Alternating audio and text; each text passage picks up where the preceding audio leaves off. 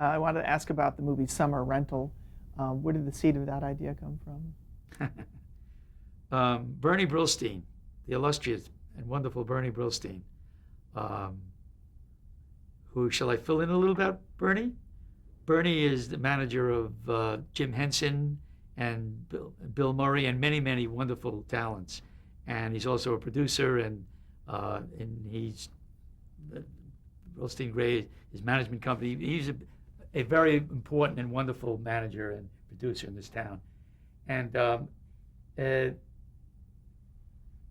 it's funny. I don't know how Bernie heard of us. I was working with Mark Reisman, and Bernie, my agent called and said, "Bernie Brillstein, you know who Bernie is?" I said, "Yeah, I've never met him, but he's got an idea that he sold to Paramount. Ned Tannen, who's running Paramount, has green-lighted a script to be written on an idea that Bernie has and wants to meet to see if you want to write it." So went up and met Bernie, and he said, "Here it is. I know Ned well, and the other night I told him I have an idea for a movie. A man takes his family to the beach for a vacation." Uh-huh. What else, Bernie? That's it. He's greenlighted the script. And, okay, always wanted to write features. I'd already noodled around and written some spec features of my own that I hadn't taken out of the drawer. And the bell rang in my head when he said that. First of all, I thought, take a shot no matter what. The bell rang in my head. I went, oh my God, listen, I'm a Jew from Brooklyn.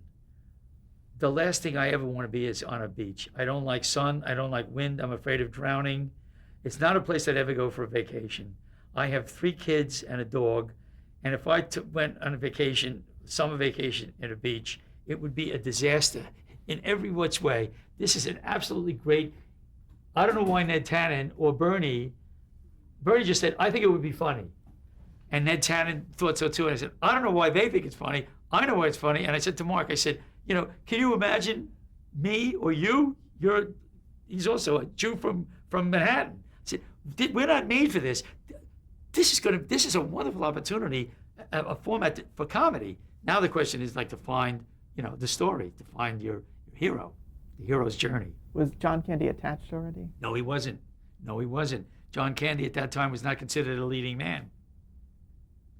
And you wrote it not knowing who it would be? Not knowing it, nothing. Just concocted a story about, the story of Summer Rental, about a man who wants to redeem himself, his lost heroic self, the sailor. He wants to redeem that and win back his family's honor and vacation and house.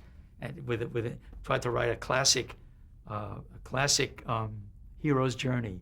The protagonist, antagonist, and conflict, building conflict, climax and resolution, make it a classic story, and build a comedy into a classic story. And then when it was written, a weird thing happened.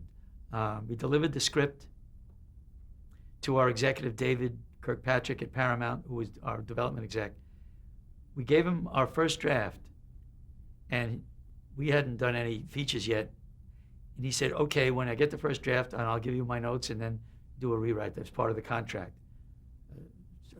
First draft and 2 sets of revisions is in the contract.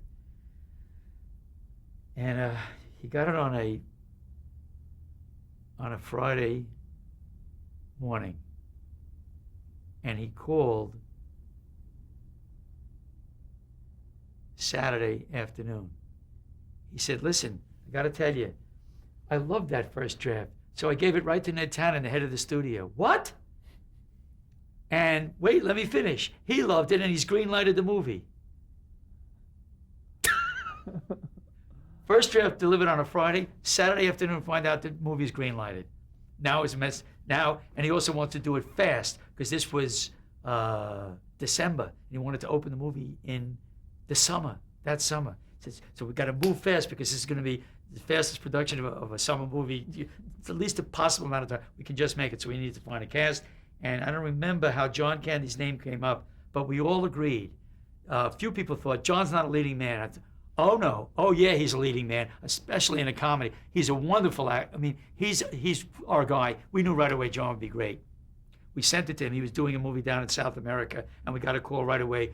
I'm in. I want to do this. So it all fell together. Carl Reiner saw the script, and jumped. Said, I want to direct this movie. It all fell in fast. It was an amazing thing, and people kept telling me, you don't understand what's going on in it. You don't understand the movie business. People write scripts for 25 years and don't have them produced, and they're still in the movie business. You getting your first screenplay done on a first draft, it'll never happen again. And they were right.